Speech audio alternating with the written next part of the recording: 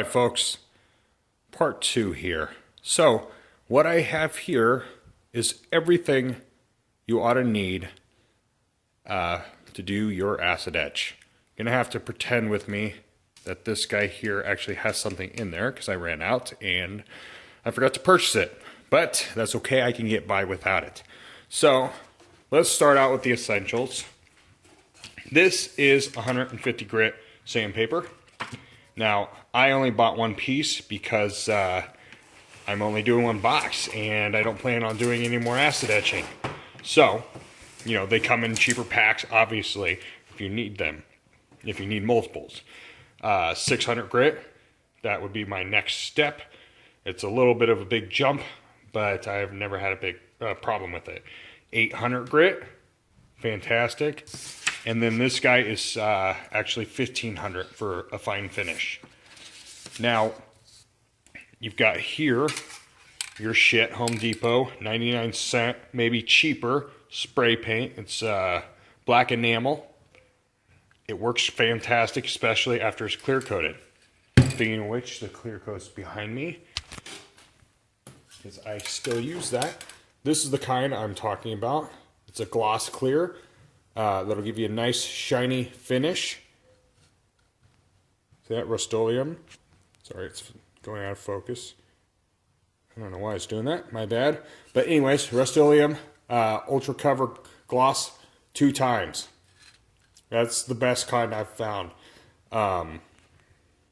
You can also get one that is satin finish if you want a more dull look.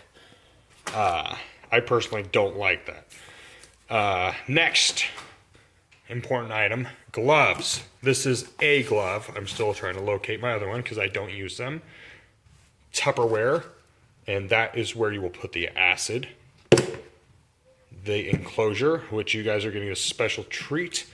This is a Dr. Scientist dual elements pedal that I'm going to etch. Yeah. It's going to be pretty awesome. Then you've got a respirator. If you can afford a respirator, I highly, highly recommend them. If you can't afford one, get one of these guys. You can also change the filters on those. And eyeglasses as well. I usually use like a cheap pair of sunglasses, or I just am really super careful, which, you know, that's bullshit. Just use them. You know, it's stupid not to, okay? The most important one here. Again, safety is the most important thing. Don't be a fucking dumbass and do your etching in your goddamn bathtub. I've seen people say that stuff. Idiotic. Please, for the love of God, don't do that. Don't dump the shit down your toilet. Seriously, it's stupid. Contact your local your city. Ask them how to dispose of the chemicals properly. Water will get rid of and neutralize that acid, but there are other methods to dispose of it, and one of them is not dumping it in the fucking toilet. That is horrible for your water supply. And I'm not trying to be on a high horse about it, but please, for the love of God, don't do that. Don't jump in your yard either, unless you live on a lot of land and don't have people, you know, using land around you. Just not smart. This is also a must if you're working, you know, weird hours. You know, it keeps you going. You got to have the low carb though, because you don't want to get in, you know, fat and stuff from that. No, I'm just messing around. Okay, I'll bring you more good stuff soon. Okay, folks. So the first thing you want to do is paint your enclosure. So I'm going to do something a little different with mine, but I'm still going to use some paint here. So again, cheap crap paint. I'm only using it on the inside.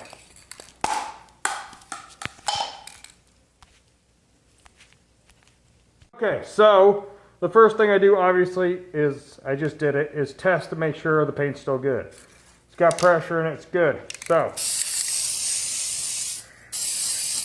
I'm just trying to get good coverage on the inside of the box without hitting the outside too much. Okay, so took me what, 10 seconds? Now you're gonna let that dry, obviously, and then we'll go into our next steps. Okay, folks, so I forgot a key ingredient that you need. Oh, that's not it. It's acetone. Acetone. Right, so you need that. Back of the enclosure's painted. I will need to paint this side as well. So let's go ahead and take that piece of tape off that I applied earlier.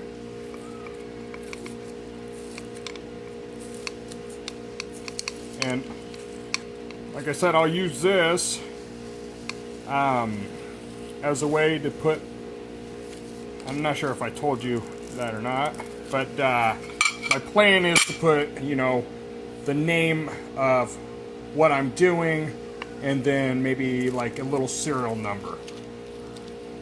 So it's not something that you'd have to do, obviously. It's just something I want to do. And then plenty of room for Velcro. Okay, so acetone. Normally, I would highly recommend gloves with acetone. The reason we're using acetone is because there's overspray from painting the inside, right? You don't want that. That will screw up with your etching process. So, I'm gonna go against my own rules and just be careful and not wear gloves.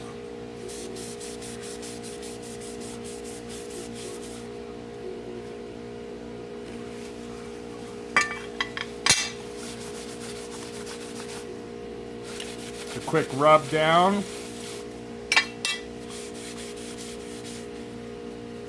And it doesn't have to be perfect, obviously, because you're going to sand the crap out of it anyways.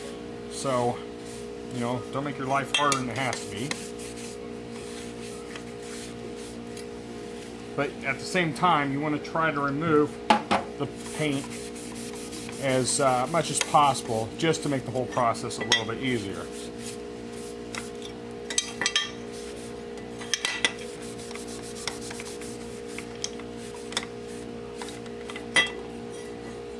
Okay, so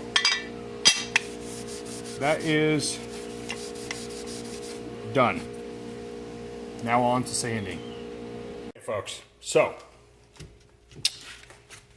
pedal in the vise, sander, ready to go, okay?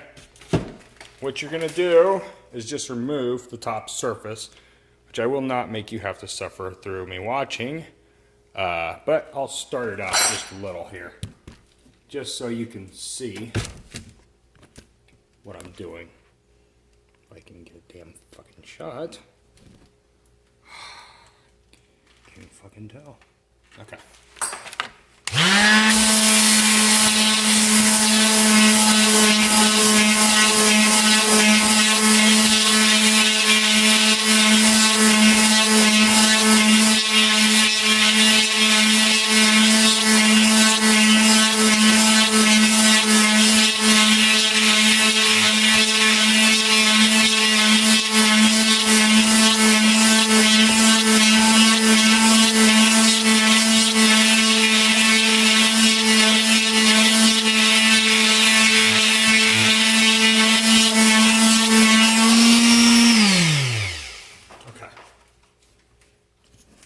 So what did that take? 30, 40 seconds, something like that. There we go.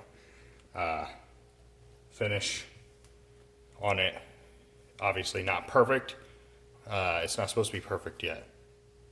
So at this point, you can go into your restroom, or if you have a workshop, awesome, whatever. All I'm doing is, you know, kind of taking the dust off that was created from what the sanding we just did here. So you can see it's kind of crapped up on the side here. I didn't really do that great a job on the side, but like I said, not a big deal. Doesn't really matter for the finish I'm going for. Don't need to do any like actual cleaning yet because we're still sanding. So don't go overboard with this. Just a waste of your time. Now you can keep it wet and transport it where you're going because we're going to be wet sanding. Okay, nice day out. Let's just sand outside here. So I've got my 1500 grit and my 800 grit. Remember, I was going to just skip the 6. I didn't feel like purchasing any more. You know, I'm just being cheap at this point, but I would recommend, you know, doing the 6 as well. So I'm wet sanding. I can do it 2 ways. Might as well just do it this way. A little water there. And a bucket will work as well. And you're just taking it and rubbing over the grooves, you know, trying to create an even surface, make it nice and smooth. Now, you want the sandpaper to go the same way, regardless of what grit you're sanding with. If you start with 150 grit and you're going this way, you need to start, you keep going that way. Don't go up and down and diagonal and all kinds of crazy crap. Otherwise, the transfer will not take right.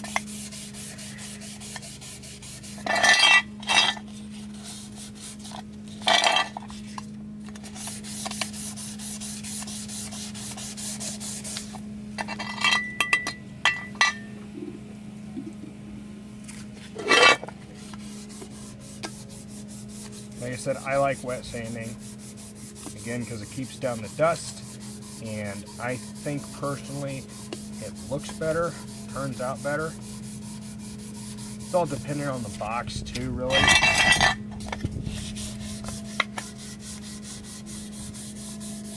And a lot of times I don't do things that look, you know, polished or chromed, so it doesn't really matter that much if it's 100% perfect. But that is pretty close, you know, that's good enough. I'm going to use the 1500, and we're using that just to take any rough bits out of it, so that the transfer has a nice flat surface. And some water. You don't probably need that much, but just overkilling it a little bit. And you could polish this as long as you want. I mean, sand it as long as you want. And you'll get a different desired look. Obviously, from the longer you sand, you can get it pretty polished looking. And it's really cool when you do that. It just takes fucking ever. And to me, it's not worth it. Unless, of course, somebody is paying me to do it.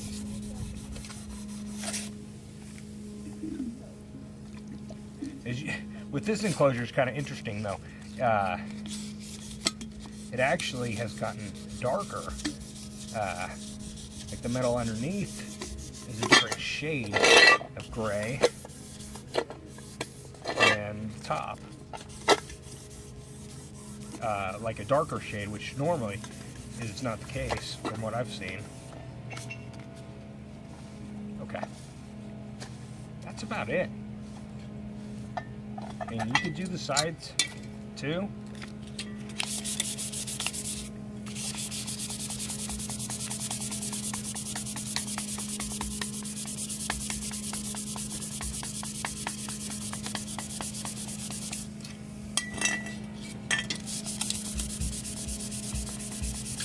Obviously, you can start with a different piece of sandpaper every time if you want, or, you know, if it's still good, use it. Do whatever you want with that. I'll make it stretch if I can. You can tell when it's crapping out all the way, especially with this black sandpaper. It works great, but when it shits out, it really shits out. There's all kinds of brands of sandpaper. I just like this one. The 3M brand. If you didn't see that. Clean it up a little bit. It's actually my drinking water, so it's going to hurt my feelings here to do that. And I will, with 1500, take another little piece here.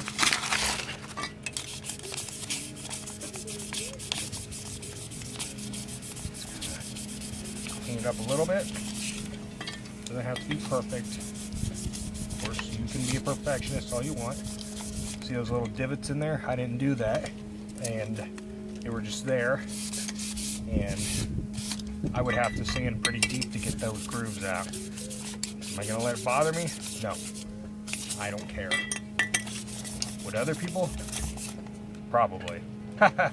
Okay, wipe it down. You have a nice sanded enclosure. Again, it's not perfect, but it will work. All right, folks, back at the sink. Enclosure in hand. So what I do here is I'll take the nearest soap that I have, wash my hands over it. Then I'll take the enclosure itself, and I'll take whatever soap's available, antibacterial, whatever, hand soap you have, and clean it up. Then I do have a particular soap I use, which is Palmolive Baby Bottle, Toy, and Dishwash. Now, the reason I do that is you look at it, it says removes milk and food residue, right? I found that it actually removes residue from enclosures very, very effectively as well. So, I'm almost out of it. Oops, and I put way too freaking much on there. That's fine, we'll just create a lot of bubbles. So, just rub it all over.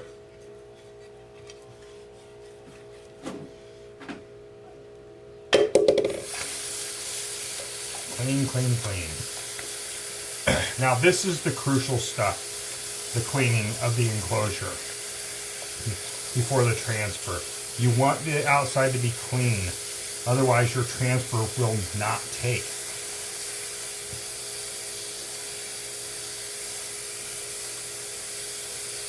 Okay. A little bit of sudsiness there, but it's clean.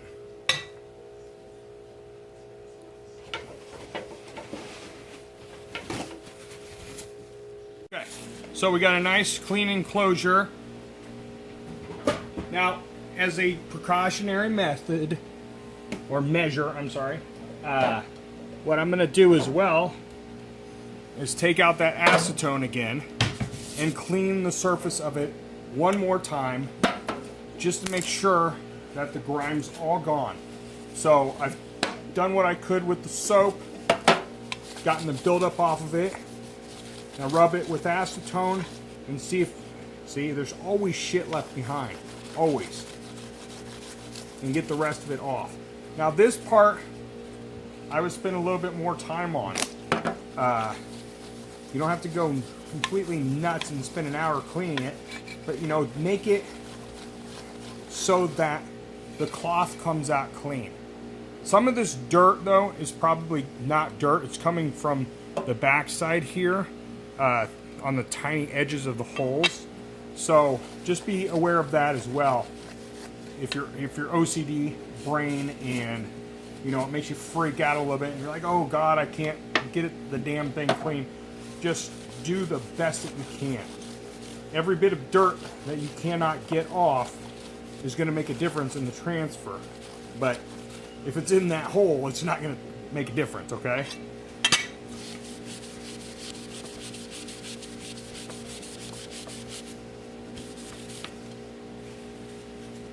So I'm cleaning the sides, even though I'm not going to do anything with them other than etch them. And I'm going to do something that I have done one time before, and it's not really part of the tutorial, but I'm going to do it just for fun, and that is laser etch and acid etch this enclosure. I'm going to acid etch the graphics, and I'm going to laser etch or engrave the knob labels. And the reason I'm going to do that is because the laser is so much more precise. Now you notice I did not do the same thing with the back, right? It's because this, I can still put a transfer on and it'll look fine. Trust me. Eat your cereal if you don't believe me.